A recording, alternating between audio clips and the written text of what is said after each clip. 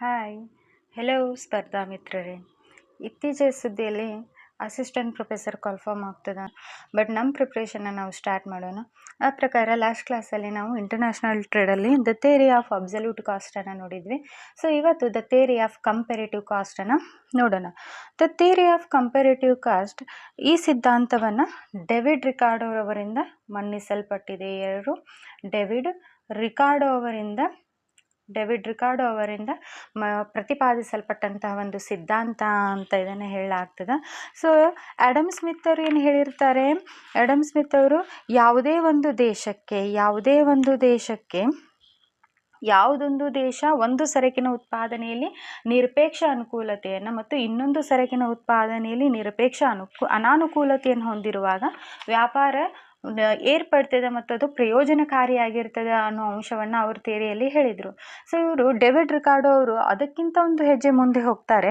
ಏನು ಹೇಳ್ತಾರೆ ಅಂತಂದರೆ, ಯಾವುದೇ ಒಂದು ದೇಶಕ್ಕೆ ಎರಡೂ ಸರಕುಗಳ ಉತ್ಪಾದನೆಯಲ್ಲಿ ನಿರಪೇಕ್ಷ ಅನುಕೂಲವಿದ್ದಾಗಲೂ ವ್ಯಾಪಾರ ಏನಾಗ್ತದೆ? ಪ್ರಯೋಜನಕಾರಿಯಾಗಿರ್ತದೆ. ಎರಡೂ ಸರಕುಗಳ ಉತ್ಪಾದನೆಯಲ್ಲಿ ನಿರಪೇಕ್ಷ ಅನುಕೂಲತೆ ಇದ್ದಾಗ ವ್ಯಾಪಾರ ಪ್ರಯೋಜನಕಾರಿಯಾಗಿರ್ತದೆ ಅಂತೇಳಿ ಇವರು ವಾದವನ್ನು ಮಾಡ್ತಾರೆ. ಆದರೆ ಅಂತಹ ಸಂದರ್ಭದಲ್ಲಿ ಏನಾಗಬೇಕು?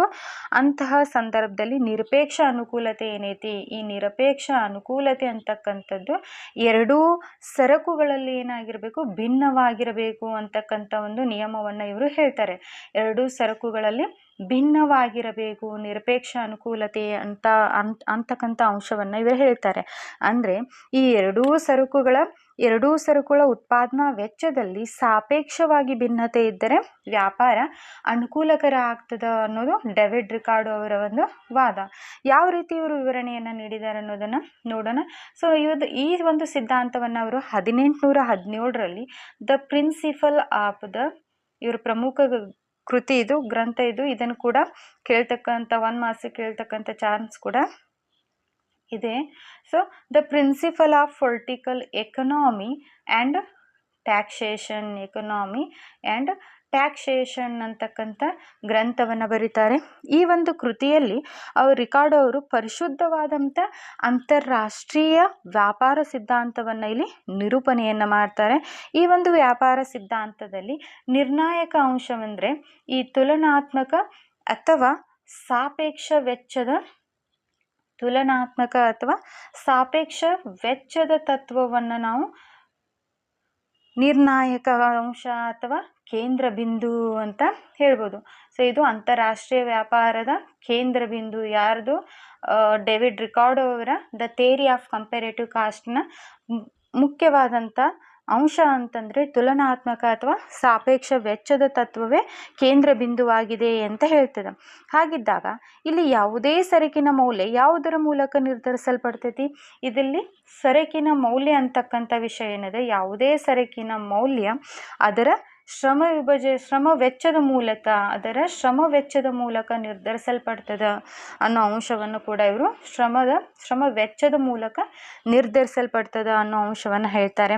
ಇಲ್ಲಿ ಶ್ರಮ ಉತ್ಪಾದಿಸ್ತಕ್ಕಂಥ ಸರಕುಗಳ ಸಾಪೇಕ್ಷ ಪರಿಮಾಣ ಅವುಗಳ ಪ್ರಸ್ತುತ ಆಗಿರ್ಬೋದು ಅಥವಾ ಭೂತ ತುಲನಾತ್ಮಕ ಮೌಲ್ಯವನ್ನು ಅದು ನಿರ್ಣಯಿಸ್ತದೆ. ಹಾಗಿದ್ದಾಗ ಇಲ್ಲಿ ಸಾಪೇಕ್ಷ ವೆಚ್ಚದ ಅನುಕೂಲತೆ ಅಂದ್ರೇನು? ಸಾಪೇಕ್ಷ ವೆಚ್ಚದ ಅನುಕೂಲತೆ ಅಂತಂದ್ರೇನು? ಇಲ್ಲಿ ಈ ತುಲನಾತ್ಮಕ ವೆಚ್ಚದ ಹೋಲಿಕೆಯಿಂದ ವ್ಯಕ್ತವಾಗ್ತಕ್ಕಂತಹ ವೆಚ್ಚ ಅಂತ ಹೇಳ್ತೀವಿ. ತುಲನಾತ್ಮಕ ವೆಚ್ಚದ ಹೋಲಿಕೆಯಿಂದ ವ್ಯಕ್ತವಾಗ್ತಕ್ಕಂತಹ ವೆಚ್ಚವನ್ನು ನಾವು ಸಾಪೇಕ್ಷ ವೆಚ್ಚದ ಅನುಕೂಲತೆ ಅಂತ ವ್ಯಕ್ತವಾಗುವ ವೆಚ್ಚವನ್ನು ಸಾಪೇಕ್ಷ ವೆಚ್ಚದ ಅನುಕೂಲತೆ ಅಂತ ಕರಿತೀವಿ. ಅಂದರೆ ಇಲ್ಲಿ ಯಾವುದೇ ಒಂದು ಸರಕಿನ ಉತ್ಪಾದನೆಯಲ್ಲಿ ವೆಚ್ಚದ ಅನುಕೂಲತೆ ಮತ್ತು ಅನಾನುಕೂಲತೆ ಎರಡನ್ನೂ ಗಮನ ಹರಿಸಲಾಗ್ತೈತಿ. ಅನುಕೂಲತೆ ಮತ್ತು ಅನಾನುಕೂಲತೆಯನ್ನು ಎರಡೂ ದೇಶಗಳಿಗೆ ಸಂಬಂಧಿಸಿದಂತೆ ಪರಿಗಣಿಸಲಾಗ್ತದೆ. ಯಾವುದೇ ಒಂದು ದೇಶವನ್ನು ಮಾತ್ರ ಇಲ್ಲಿ ಕನ್ಸಿಡರ್ ಮಾಡೋದಿಲ್ಲ, ಬದಲಿಗೆ ಎರಡೂ ದೇಶಗಳಿಗೆ ಸಂಬಂಧಪಟ್ಟಂತೆ ಅನುಕೂಲತೆ ಮತ್ತು ಅನಾನುಕೂಲತೆ ಎರಡನ್ನೂ ಕೂಡ ಇಲ್ಲಿ ಪ್ರಮುಖವಾದಂಥ ಅಂಶವಾಗಿ ಪರಿಗಣನೆಯನ್ನು ಮಾಡಲಾಗ್ತೈತಿ ಅಂತ ಹೇಳ್ಬೋದು.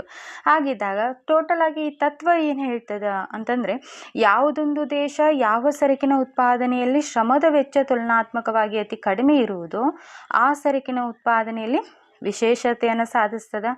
ಆ ಪ್ರಕಾರ ಯಾವುದೇ ದೇಶ ಇತರ ಸರಕುಗಳಿಗೆ ಹೋಲಿಸಿದಂತೆ ಯಾವ ಸರಕಿನ ಉತ್ಪಾದನೆಯಲ್ಲಿ ತುಲನಾತ್ಮಕ ವೆಚ್ಚ ಅನುಕೂಲತೆ ಅಥವಾ ಶ್ರೇಷ್ಠತೆ ಹೊಂದಿರ್ತದ ಆ ಸರಕನ್ನು ಉತ್ಪಾದಿಸಿ ಏನು ಮಾಡ್ತದ, ರಫ್ತು ಮಾಡ್ತದ.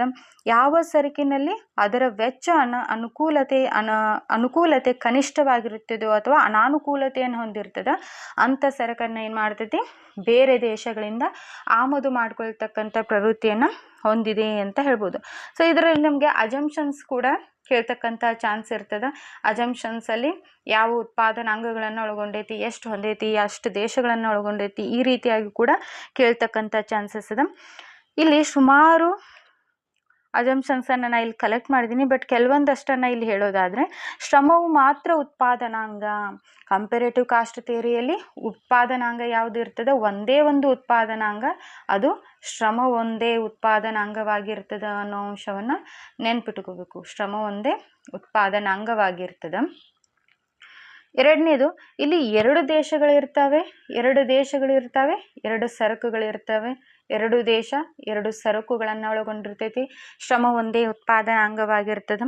ಈ ಉತ್ಪಾದನಾಂಗಗಳ ಚಲನಶೀಲತೆಯನ್ನು ಹೊಂದಿರ್ತವೆ. ಈ ಉತ್ಪಾದನಾಂಗಗಳೇನು ಚಲನಶೀಲತೆಯನ್ನು ಹೊಂದಿರ್ತವೆ. ಮತ್ತು ಶ್ರಮದ ಏಕರೂಪತೆ ಇರ್ತೈತೆ, ಆಲ್ರೆಡಿ ಹೇಳಿದ್ದೀವಿ. ಮುಕ್ತ ವ್ಯಾಪಾರ ಸಾಗಣೆ ವೆಚ್ಚದ ಪರಿಗಣನೆಯಲ್ಲಿ ಇರುವುದಿಲ್ಲ.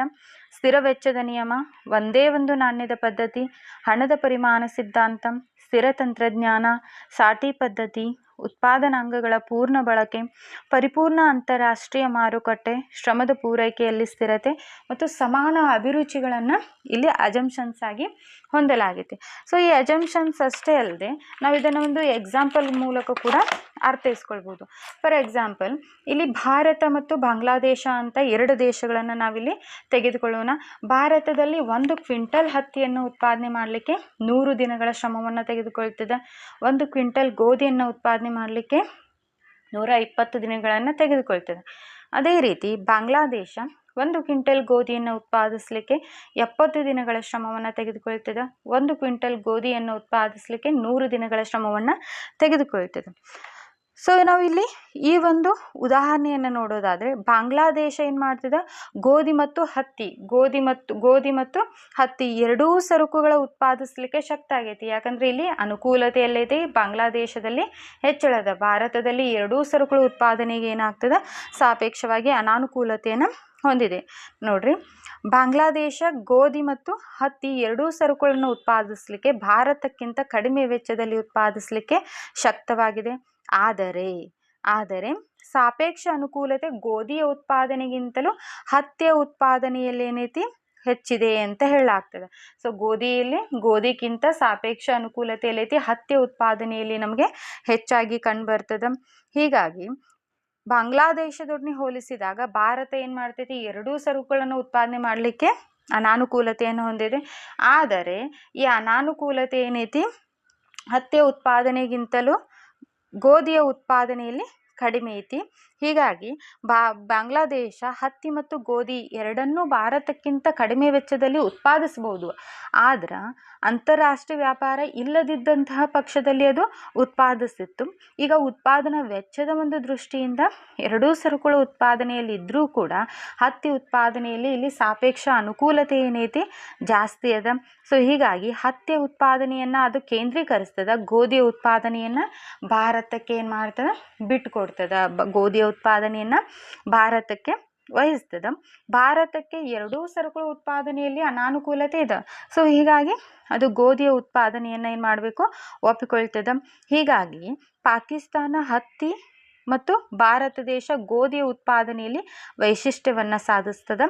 ಇದುವೇ ಅಂತಾರಾಷ್ಟ್ರೀಯ ವ್ಯಾಪಾರದ ಉದ್ಭವಕ್ಕೆ ಕಾರಣ ಅಂತಕ್ಕಂಥ ಅಭಿಪ್ರಾಯವನ್ನು ರಿಕಾರ್ಡೋ ಅವರಿಲ್ಲಿ ವಾದಿಸ್ತಾರೆ.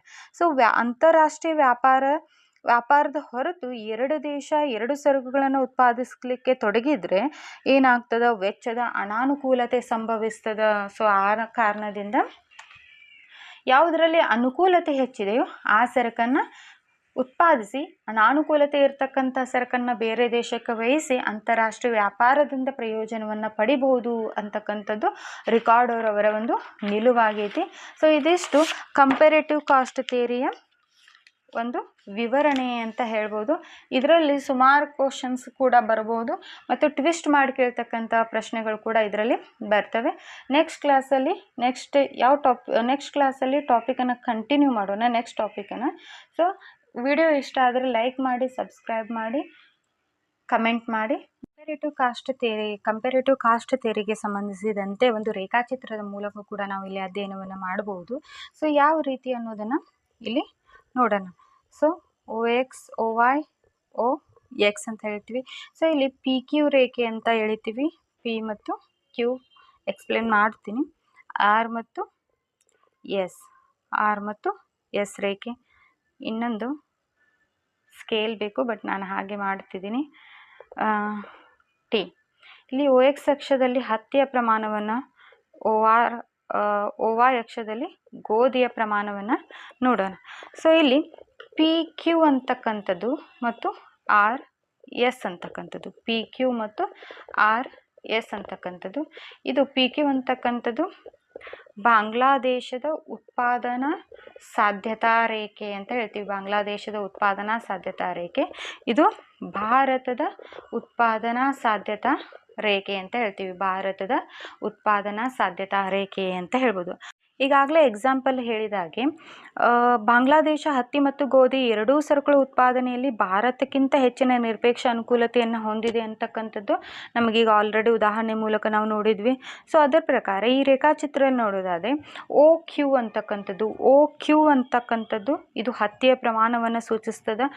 OP ಅಂತಕ್ಕಂಥದ್ದು ಗೋಧಿಯ ಪ್ರಮಾಣವನ್ನು ಉತ್ಪಾದಿಸಬಲ್ಲಂತಹ ಸಂದರ್ಭವನ್ನು ಇದು ಸೂಚಿಸ್ತದೆ. ಆದರೆ ಇಲ್ಲಿ ಭಾರತ OS ಪ್ರಮಾಣದ ಹತ್ತಿಯನ್ನು ಮತ್ತು OR ಪ್ರಮಾಣದ ಗೋಧಿಯನ್ನು ಉತ್ಪಾದಿಸಬಲ್ಲದು ಅಂತಕ್ಕಂಥದ್ದನ್ನು ಈ ರೇಖಾಚಿತ್ರದ ಮೂಲಕ ನಾವಿಲ್ಲಿ ನೋಡ್ಬೋದು. ಸೊ RT ರೇಖೆ ಬಾಂಗ್ಲಾದೇಶ ಹತ್ತಿ ಉತ್ಪಾದನೆಯಲ್ಲಿ ಹೊಂದಿರತಕ್ಕಂಥ ಸಾಪೇಕ್ಷ ಅನುಕೂಲತೆಯನ್ನು ತೋರಿಸ್ತದೆ. ಈ T ಅಂತಕ್ಕಂತಹ ರೇಖೆ ಬಾಂಗ್ಲಾದೇಶ ಹತ್ತಿ ಉತ್ಪಾದನೆಯಲ್ಲಿ ಹೊಂದಿರತಕ್ಕಂಥ ಸಾಪೇಕ್ಷ ಅನುಕೂಲತೆಯನ್ನು ತೋರಿಸ್ತದೆ. ಈ ರೇಖೆ PQ ರೇಖೆಗೆ ಸಮಾನಾಂತರವಾಗಿದೆ. RT ರೇಖೆ ಏನೈತಿ PQ ರೇಖೆಗೆ ಸಮಾನಾಂತರವಾಗಿದೆ ಅಂತ ಇಲ್ಲಿ ಹೇಳಲಾಗ್ತದೆ. ಸೊ ಬಾಂಗ್ಲಾದೇಶ OR ಪ್ರಮಾಣದ ಗೋಧಿ ಉತ್ಪಾದನೆಯನ್ನು ತ್ಯಜಿಸಿದರೆ OT ಪ್ರಮಾಣದ ಹತ್ತಿಯನ್ನು ಉತ್ಪಾದಿಸಬಲ್ಲದು. ಬಾಂಗ್ಲಾದೇಶ OR ಪ್ರಮಾಣದ ಗೋಧಿಯ ಉತ್ಪಾದನೆಯನ್ನು ತ್ಯಜಿಸಿದರೆ OT ಪ್ರಮಾಣದಷ್ಟು ಹತ್ತಿಯನ್ನು ಉತ್ಪಾದಿಸಬಲ್ಲದು. ಇದು ಭಾರತದ OS ಪ್ರಮಾಣದ ಹತ್ತಿಯ ಉತ್ಪಾದನೆಗಿಂತ ಅಧಿಕವಾಗಿದೆ. ಭಾರತ OR ಪ್ರಮಾಣದ ಗೋಧಿ ಉತ್ಪಾದನೆಯಲ್ಲಿ ಕನಿಷ್ಠ ಸಾಪೇಕ್ಷ ಅನಾನುಕೂಲತೆಯನ್ನು ಹೊಂದಿದೆ ಅಂತಕ್ಕಂಥ ವಿಷಯ ಕೂಡ ನಮಗಿಲ್ಲಿ ಗೊತ್ತಾಗ್ತದೆ. ಆದ್ದರಿಂದ ಬಾಂಗ್ಲಾದೇಶ OT ಪ್ರಮಾಣದ ಹತ್ತಿಯನ್ನು ಉತ್ಪಾದಿಸಿ ರಫ್ತು ಮಾಡ್ತದೆ. ಭಾರತ ದೇಶ OR ಪ್ರಮಾಣದ ಗೋಧಿಯನ್ನು ಉತ್ಪಾದಿಸಿ ರಫ್ತು ಮಾಡ್ತದೆ. ಹೀಗೆ ಎರಡು ದೇಶಗಳ ನಡುವೆ ಸರಕುಗಳ ವಿನಿಮಯ ಏರ್ಪಡ್ತದ ಅಂತಕ್ಕಂಥ ಅಂಶವನ್ನು ಡೇವಿಡ್ ರಿಕಾರ್ಡೋ ಅವರು the theory of comparative cost ಮೂಲಕ ನಮಗೆ ತಿಳಿಸಿದ್ದಾರೆ. ಸೊ ಇದಿಷ್ಟು ಈ ಥಿಯರಿಯ ಒಂದು ಸಂಪೂರ್ಣ ವಿಶ್ಲೇಷಣೆ. ಈ ಥಿಯರಿಯನ್ನು ಕೂಡ ಬರ್ಟಿನ್, ಓಯ್ಲಿನ್ ಮೊದಲಾದಂತಹ ಅರ್ಥಶಾಸ್ತ್ರಜ್ಞರು ಕೂಡ ಅವಾಸ್ತವಿಕವಾದಂಥ ಒಂದು ಸಿದ್ಧಾಂತ ಅಂತಕ್ಕಂಥ ಟೀಕೆಗಳನ್ನು ಕೂಡ ಮಾಡಿದ್ದಾರೆ. ಸೊ ಇದಿಷ್ಟು ಕಂಪೇರೇಟಿವ್ ಕಾಸ್ಟ್ ಥಿಯರಿಯ ಒಂದು ಇನ್ಫಾರ್ಮೇಷನ್ ಅಂತ ಹೇಳ್ಬೋದು. ನೆಕ್ಸ್ಟ್ ಕ್ಲಾಸಲ್ಲಿ ಕಂಟಿನ್ಯೂ ಮಾಡೋಣ. ವಿಡಿಯೋ ಇಷ್ಟ ಆದರೆ ಲೈಕ್ ಮಾಡಿ, ಸಬ್ಸ್ಕ್ರೈಬ್ ಮಾಡಿ, ಕಮೆಂಟ್ ಮಾಡಿ. ನೆಕ್ಸ್ಟ್ ಕ್ಲಾಸನ್ನು ಕಂಟಿನ್ಯೂ ಮಾಡೋಣ. Thank you.